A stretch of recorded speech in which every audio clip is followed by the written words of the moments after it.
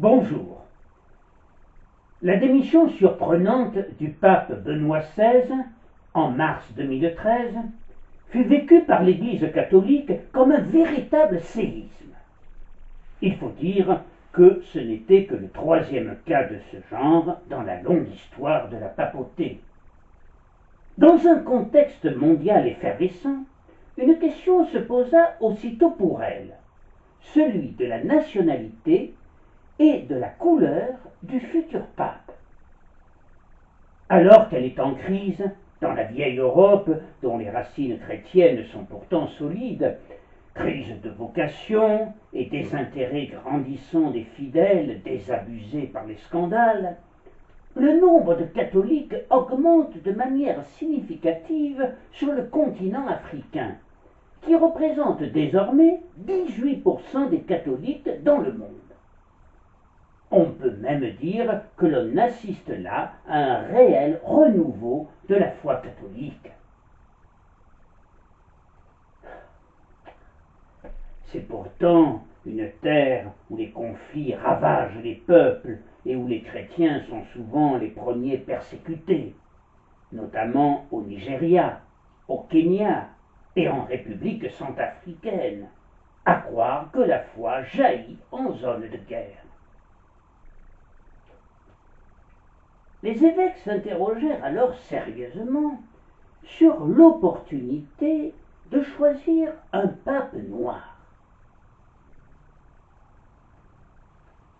On sait que ce fut finalement un pape argentin qui fut élu. Mais la possibilité d'un pape noir dans le futur n'est nullement une vue de l'esprit, et c'est même une probabilité dans les décennies à venir, d'autant plus qu'il y eut, dans les premiers siècles de notre ère, ce que l'on ignore généralement, des papes africains à la tête du Vatican qui marquèrent profondément l'histoire de l'Église et leur passage sur le trône du Saint-Siège comme successeur de Pierre est, je pense, un bel exemple pour les générations à venir, exemple de loyauté, de charité, de rectitude et de sincérité. L'apport de ces papes à l'Église, entre le second et le 5e siècle, fut déterminant. Pour de nombreux historiens, ces papes étaient de couleur noire, mais d'autres sont plus sceptiques. Mark Hyman, un écrivain afro-américain, auteur en particulier de Black Who Died for Jesus, les Noirs qui sont morts pour le Christ, le doute n'est pas permis, même si certains rappellent très justement que le fait d'être né en Afrique, surtout au nord de l'Afrique, ne fait pas d'un individu obligatoirement un noir, et signale que saint Augustin n'était pas noir, bien qu'originaire d'Afrique. Le débat reste ouvert, d'autant plus que l'on sait en définitive fort peu de choses sur ces papes africains des premiers siècles, si ce n'est qu'ils ont incontestablement apporté leur contribution à l'existence du Saint-Siège et qu'ils prirent d'importantes mesures destinées à consolider l'Église catholique, bien malmenée alors. Je vous propose donc aujourd'hui de faire plus ample connaissance avec eux, et nous allons voir qu'ils nous réservent quelques surprises. Le tout premier, Victor, laisse le souvenir d'un personnage énergique et courageux. Natif d'Afrique du Nord, probablement de Tunisie, il est le 14e successeur de Pierre, un peu plus de 100 ans après lui, et le premier à imposer le latin comme langue officielle de l'Église. Le christianisme se répand alors rapidement, en cette fin du IIe siècle, mais les conversions inquiètent par leur nombre Commode, l'empereur de Rome. Par ailleurs, le christianisme pose problème. Comme le judaïsme, il ne reconnaît qu'un Dieu unique, exclusif de tout autre, et il prétend à l'universalité, ce qui en fait de facto un concurrent direct de l'Empire romain. Il faut rendre à Dieu ce qui est à Dieu et à César ce qui est à César, préconisait Jésus. Le problème, c'est que, au fil des années, la divinisation de l'empereur va aggraver cette concurrence, d'où les effroyables persécutions que les chrétiens vont subir. Le choix qui s'offre à eux est simple, cruellement simple, cornélien même, le reniement ou la mort. C'est ainsi que, selon la tradition, tous les premiers papes, ou presque, auraient été martyrisés. Mais peu importe, cela ne les empêchait pas de renforcer leur autorité et d'affirmer leur primauté sur les autres évêques face aux redoutables empereurs. Il ne me semble pas inutile de rappeler qu'en réalité le terme pape, pour désigner le chef de l'Église catholique, n'est apparu qu'au IIIe siècle. En fait, jusque-là, on devrait parler plutôt de l'évêque de Rome. Et même actuellement, le pape se présente d'abord comme évêque de Rome. Durant les 10 années de son règne, de 189 à 199, Victor intervint auprès de l'empereur Commode, dernier des Antonins, dont le moins que l'on puisse dire est qu'il ne l'était pas. Commode. Néanmoins, Marcia, sa maîtresse favorite, probablement chrétienne, le poussait à adopter une politique favorable aux chrétiens et à maintenir des relations étroites avec Victor. Marcia finira par empoisonner l'empereur tyrannique lorsque celui-ci inscrivit son nom sur une liste de proscription de personnes à exécuter. Pour en revenir à Victor, grâce à Marcia, il obtiendra de Commode la libération des chrétiens envoyés dans les mines de Sardaigne.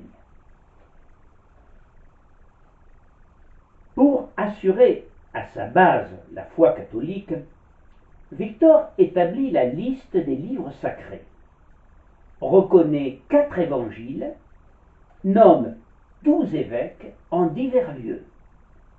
Il s'attache à revoir les formules des prières et des rites, celles de la consécration épiscopale, de l'ordination des prêtres et des diacres, et s'occupe de la formation des nouveaux chrétiens. Il tient à faire de ces hommes, hier encore de mœurs barbares, des chrétiens respectables. Il affronte aussi le premier schisme menaçant l'Église. Les évêques d'Asie célébraient la fête de Pâques le 14e jour de la lune de mars, et les chrétiens d'Occident la fêtaient le dimanche suivant, jour de la résurrection du Seigneur. Le pape Victor, fervent partisan de la primauté romaine, tape du poing sur la table et impose l'usage romain, ce qui fait réagir violemment Polycrate, l'évêque d'Éphèse, qui lui écrit aussitôt « Je ne me laisse pas intimider, plutôt obéir à Dieu qu'aux hommes. » La situation est donc grave pour l'Église. Victor en a conscience et se veut intraitable. Il menace d'employer une arme redoutable qui sera souvent employée par les papes contre les récalcitrants au cours de l'histoire, l'excommunication. Et il provoque la réunion de synodes provinciaux contre les évêques d'Asie. Les assemblées épiscopales s'inclinent pour la plupart. Saint Irénée, le grand penseur, second évêque de Lyon, supplie le pape de renoncer à l'excommunication des orientaux. Il prône la modération de part et d'autre. Mais Victor n'entend pas céder. même s'il finit par revenir sur les excommunications déjà prononcées contre des évêques d'Asie mineure, il n'entend pas transiger avec son autorité. Le conflit est toutefois évité. Et c'est alors que Victor imposera le latin qui supplantera le grec comme langue officielle de l'Église romaine. Dès 230, la messe est célébrée à Rome en latin, et non plus en grec. Victor affirme aussi son autorité dans le domaine doctrinal. L'hérésie gnostique apparaît au début de son règne et se développe rapidement. Il excommunie Théodore, corroyeur de Byzance, qui voyait dans le Christ un homme et non un dieu. L'action du pape sur les masses est impressionnante.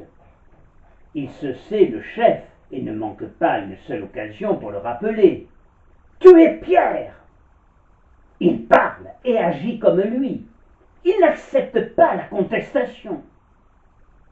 Selon le pape Nicolas Ier, pape au milieu du IXe siècle, Victor souffrit le martyre, comme la plupart des papes des premiers siècles.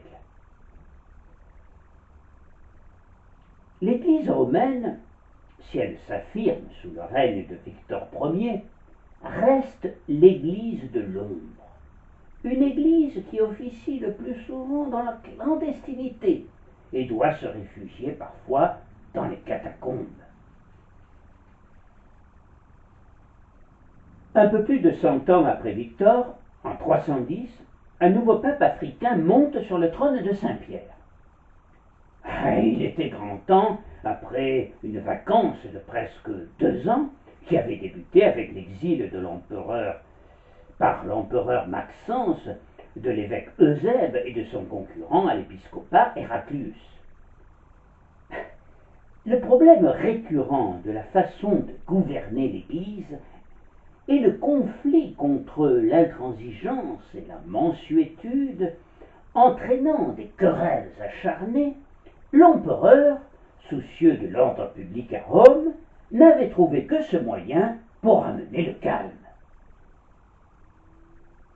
Le pontificat du nouveau pape Miltiade, ou Melchiade, marqua la fin de la crise qui déchirait la communauté chrétienne de Rome et ouvrit une ère nouvelle, celle de la paix religieuse préfigurée par l'empereur Constantin. Constantin se disait chrétien de conviction, et cela depuis sa victoire au pont Milvius en octobre 312, où il s'était défait de son rival Maxence. Une apparition divine l'aurait prévenu de son succès. Il vit dans le ciel, dit-on, une croix lumineuse et ces mots écrits en grec « Par ce signe, tu vaincras ».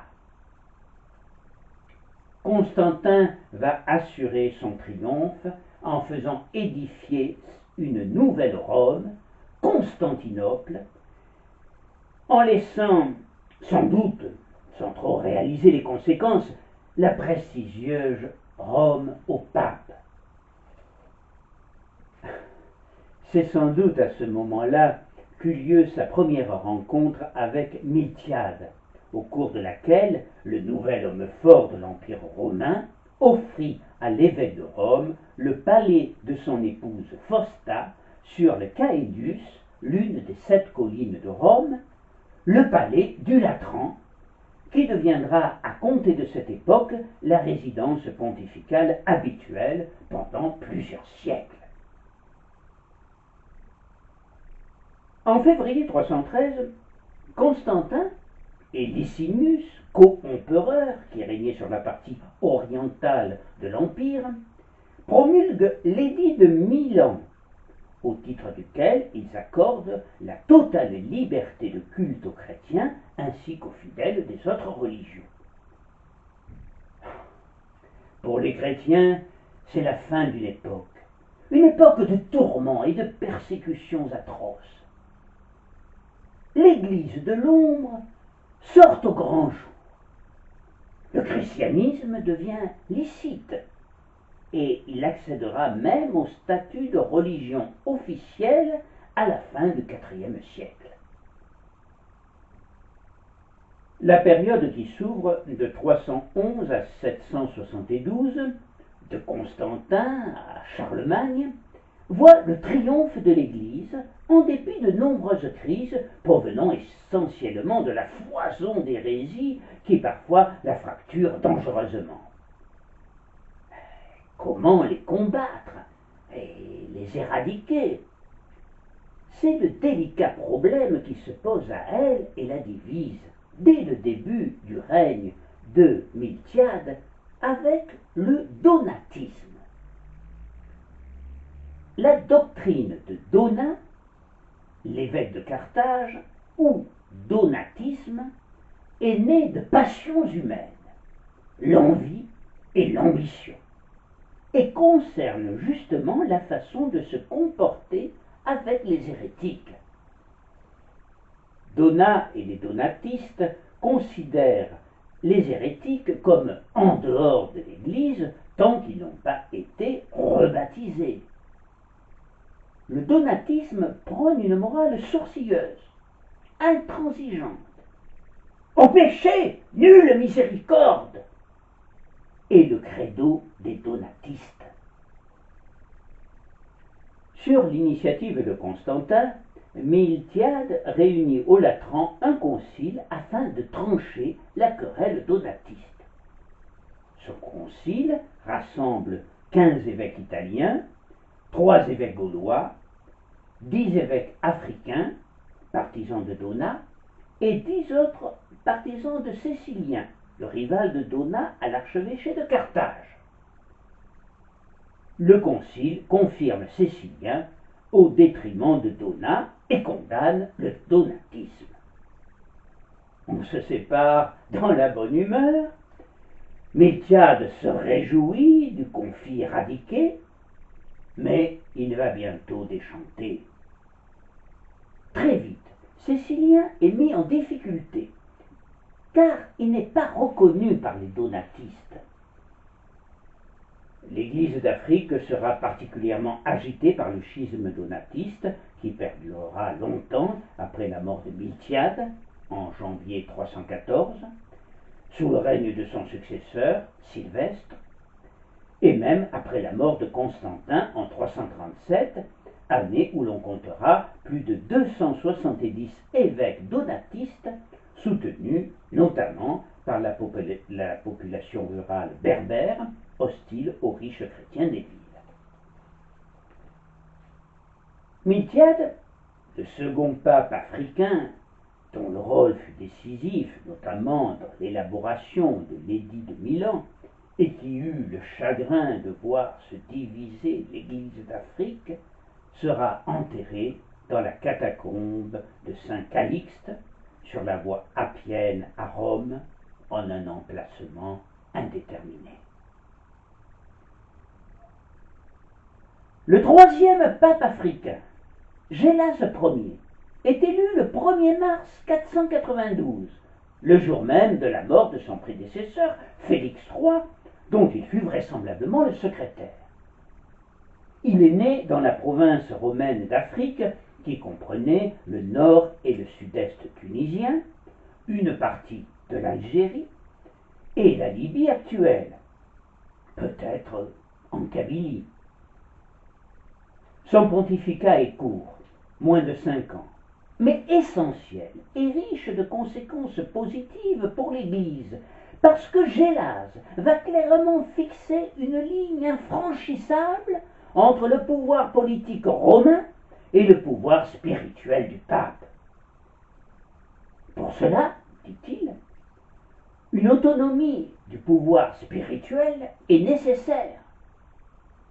Gélas pose en quelque sorte les bases sur lesquelles seront édifiés au fil des siècles les États du Vatican, ou terre séculière de la papauté, emprise territoriale ou pérenne en Italie. Gélas possédait une forte personnalité qu'il avait mis d'abord au service du pape Félix III. Depuis 476, la péninsule italienne était dominée par les troupes romaines d'Odoacre. Mais il est renversé par Théodoric, roi des Ostrogoths. Aussitôt, Gélase prend contact avec ce dernier, même s'il est arien, comme son peuple, et semble-t-il peu enclin à discuter avec ce pape africain. Mais pourtant, les deux hommes vont entretenir de bons rapports. À la suite de Félix III, et dans la ligne des deux précédents papes africains, Gélase défend la primauté de Rome contre toute velléité de schisme. Nulle concession, rien que l'orthodoxie. Il condamne sans relâche toute hérésie, en particulier le pélagianisme, doctrine du moine Pélage qui soutenait que l'homme pouvait assurer son salut par ses seuls mérites.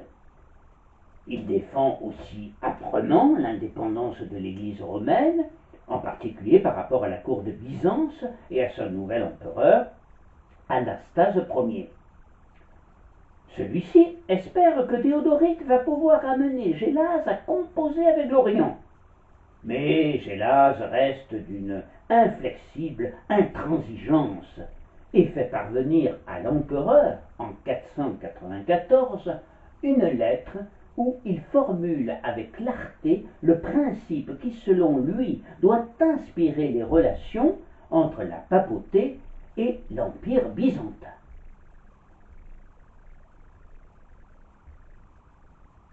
Je prie votre piété de ne pas juger arrogance ce qui est devoir envers la vérité divine.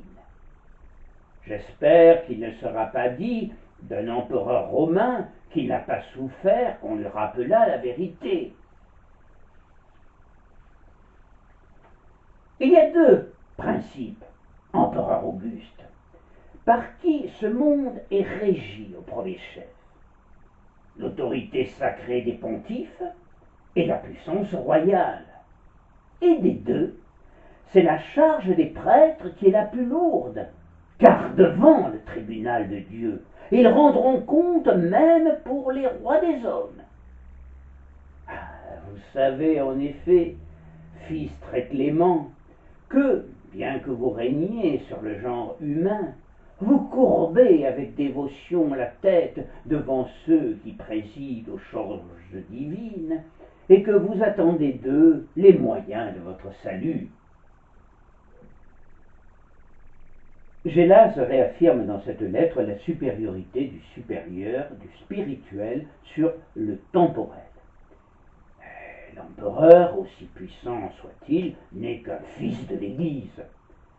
Ce n'est pas un prêtre, et il doit rester soumis aux évêques dans toutes les matières de la foi. Dans une autre lettre, le ton est encore plus péremptoire.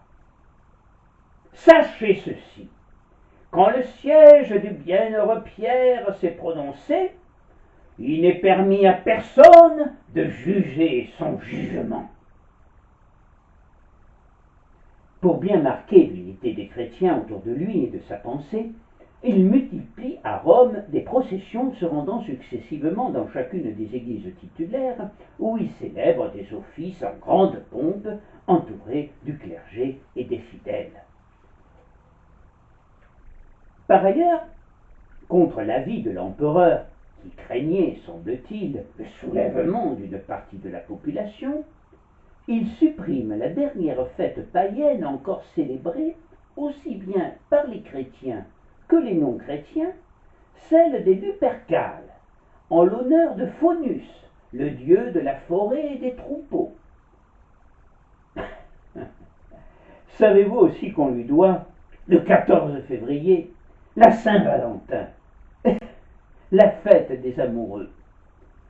C'est lui-même qui choisit Saint Valentin de Terni, évêque martyrisé au IIIe siècle sous l'empereur Claude II, comme saint patron des fiancés et des amoureux. Si la biographie du pape Gélase est peu connue, les nombreuses lettres qu'il écrivit, plus de 100, comme celles que je vous ai lues, ainsi que des traités qu'il a laissés, nous permettent d'appréhender une partie de son action politique et pastorale. Parmi ces traités, je citerai en premier lieu Thomus de Anathematis Vinculo, dans lequel il affirme avec force que c'est le successeur de Pierre qui lie et délie, et lui seul. Il s'adresse en premier lieu à tous ceux, évêques en particulier, qui auraient la tentation de s'opposer à ses volontés. Travailleur acharné, il tiendra 2 synodes au cours de son pontificat. Gélase s'attacha à faire régner la discipline dans ses rangs et il veillait personnellement au comportement et au recrutement des clercs. Il fit dresser un polyptyque, un inventaire en quelque sorte, des rentes des propriétés de l'Église, dont, avec l'argent des donateurs, il répartissait les revenus en 4 quarts, entre l'évêque de Rome, c'est-à-dire lui-même, les clercs, les nécessiteux, et un fonds destiné à construire et à entretenir les bâtiments du culte. Ce pape, énergique, vigoureux et novateur, meurt dans la plus grande pauvreté le 21 novembre 496, de sa belle mort, l'année même de la victoire de Clovis sur les Alamans à Tolbiac. Un mois plus tard, le roi des Francs se convertissait au catholicisme et était baptisé par Rémy, l'évêque de Reims. Gélase laissa l'image d'un pape savant, tenace et pieux. Bien que n'ayant pas fait l'objet d'une canonisation, il est fêté comme saint le jour de sa mort, le 21 novembre. Malgré tous les efforts de certains pour le faire connaître, comme Lucio Brunello, le journaliste italien spécialiste de la papauté, l'héritage considérable laissé par ces 3 papes africains est aujourd'hui ignoré ou, volontairement ou non, passé sous silence.